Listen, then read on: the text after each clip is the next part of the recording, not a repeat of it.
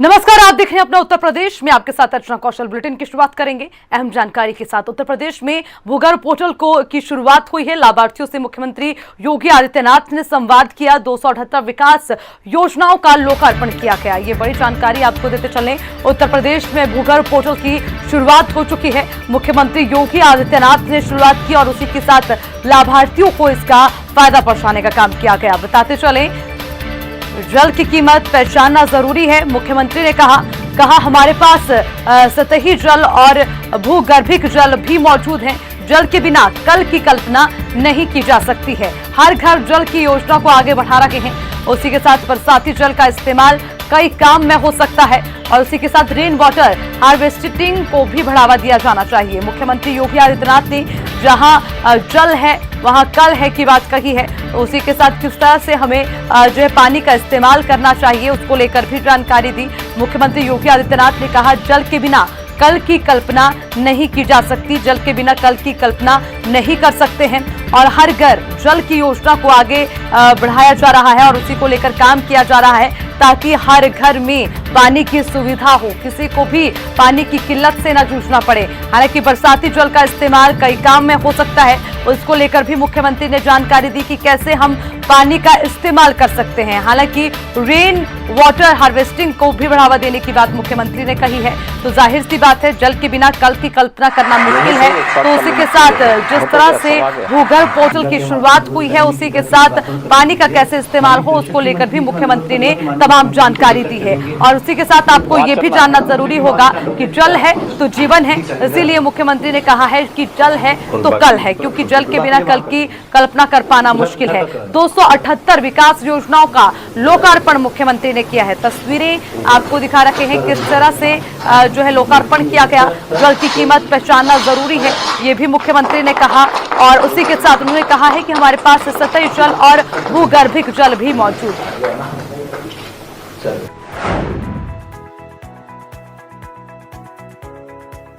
अनुमान कर सकते हैं उत्तर प्रदेश जैसा प्रकृति और परमात्मा के वरदान से अभिसिंचित प्रदेश अगर डार्क जोन अपने को घोषित कर देगा जहां पे पर्याप्त मात्रा में प्राकृतिक जल संसाधन मौजूद है। हमारे पास सरफेस वाटर भी है और ग्राउंड वाटर भी है, यानी सतही जल भी हमारे पास मौजूद है और भूगर्भीय जल भी हमारे पास पर्याप्त मात्रा में मौजूद है। उस सब के बावजूद अगर हमारे प्रदेश का 1/4 क्षेत्रफल डार्क जोन में आ जाए तो हम सब के लिए आसन्न संकट की चेतावनी है। लेकिन मैं धन्यवाद दूंगा कि शासन, प्रशासन, विभिन्न संगठनों ने, जल समितियों ने मिलकर के आज इसमें काफी सुधार किया है।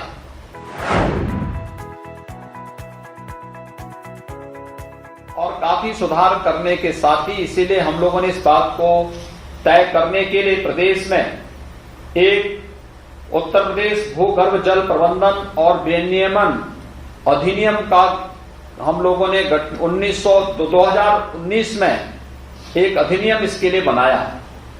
और इस अधिनियम के अंतर्गत प्रदेश स्तर पर भी और जनपद स्तर पर भी जल प्रबंधन समितियों के गठन की प्रक्रिया को आगे बढ़ाने के साथ ही एक प्रक्रिया प्रारंभ की कि जितने भी शासकीय भवन होंगे इन शासकीय भवनों को रेन वाटर हार्वेस्टिंग के साथ हम जोड़ेंगे। मेरा शासन स्तर पर भी और जनपद स्तर पर भी जुड़े हुए जो हमारे अधिकारी हैं इस बात को सुनिश्चित करेंगे। ये प्रयास हमें कल पर नहीं, आज ही इस कार्यक्रम को हमें आगे बढ़ाना पड़ेगा, क्योंकि जल है तो कल है। जल के बगैर जीवन की कल्पना भी नहीं की जा सकती। लेकिन जहां पर हमने इसकी उपेक्षा की है, ये जितने भी जापानी encephalitis, acute encephalitis syndrome, arsenic, fluoride या खारा पानी की समस्या, ये जितने भी हैं ये जल के प्रति हमारी उदासीनता को व्यक्त करता है।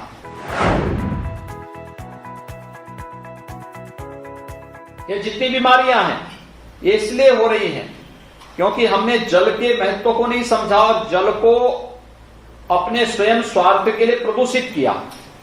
दूसरा, रेन वाटर हार्वेस्टिंग पर ध्यान नहीं दिया। प्रकृति प्रदत्त इस अनमोल खजाने को हमने बहने दिया, वेस्ट में जाने दिया, और उसका परिणाम क्या हुआ कि 1/4 उत्तर प्रदेश देखते ही देखते डार्क जोन में बदल गया। हमें निर्णायक भूमिका यानी 95% मौत के आंकड़ों को हम लोगों ने नियंत्रित किया है। इसके पीछे, सफलता के पीछे 2 ही कारण हैं। एक, स्वच्छ भारत मिशन में हर घर में शौचालय बना देना, खुले में शौच से पूरी तरह मुक्ति, और दूसरा, उन गांवों में और उन घरों में शुद्ध पेयजल की आपूर्ति। ये कार्य जब ये एक साथ प्रारंभ हुआ तो इसका परिणाम सामने आया कि 95% मौतें कम हो गई हैं। आज हम लोग वेब पोर्टल जारी कर रहे हैं।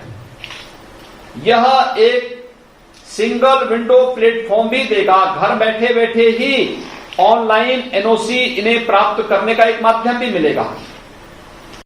इसके माध्यम से आपको कहीं नहीं जाना होगा, बल्कि एक जगह बैठ करके हम इन सभी सुविधाओं का लाभ ले सकते हैं और ये सुविधाएं हमारे लिए उपयोगी हो सकें, इस दृष्टि से हम टेक्नोलॉजी का उपयोग भी कर रहे हैं।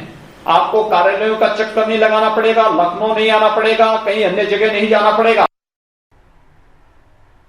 तो वहीं इससे पहले मुख्यमंत्री योगी आदित्यनाथ ने लखनऊ के डफरिन अस्पताल से पल्स पोलियो अभियान की शुरुआत की। इस दौरान सीएम योगी आदित्यनाथ ने कहा कि भारत में पोलियो का अंतिम मामला 2010 में आया था। मार्च 2014 में देश को पोलियो से मुक्त घोषित कर दिया गया।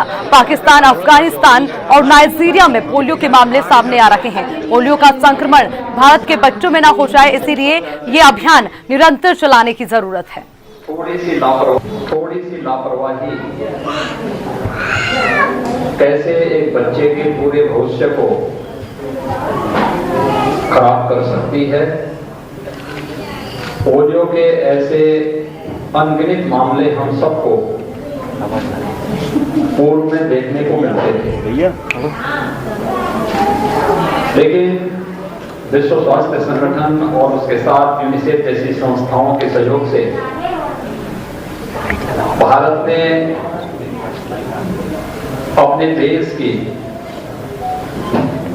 यानी 125 करोड़ की इस आबादी को आज सफलतापूर्वक पोलियो जैसी बीमारियों से बचाने में एक बड़ी भूमिका का निर्वहन किया है। ये दुनिया के अंदर एक उदाहरण है कि अंतिम पोलियो का केस भारत के अंदर 2010 में देखने को मिला। मार्च 2014 में भारत को पोलियो से मुक्त घोषित कर दिया गया, लेकिन चूंकि पाकिस्तान, अफगानिस्तान, नाइजीरिया जैसे देश अभी हैं जहां पर पोलियो के बहुतायत मामले देखने को मिल रहे हैं, उसका संक्रमण भारत के अंदर यहां के बच्चों के साथ न हो जाए, इसलिए से यह अभियान अभी भी निरंतर चलाए जाने की आवश्यकता है। वास्तव में कोई बच्चा तो भले किसी एक परिवार में पैदा हुआ होगा, लेकिन वह एक राष्ट्र की अमूल्य धरोहर है।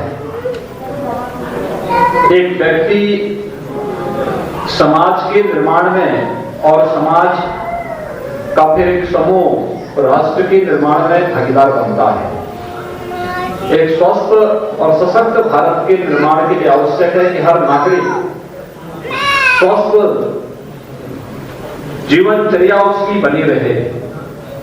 इसके लिए समय समय पर अनेक प्रकार के अभियान भारत सरकार के सहयोग से राज्य सरकार चलाती है।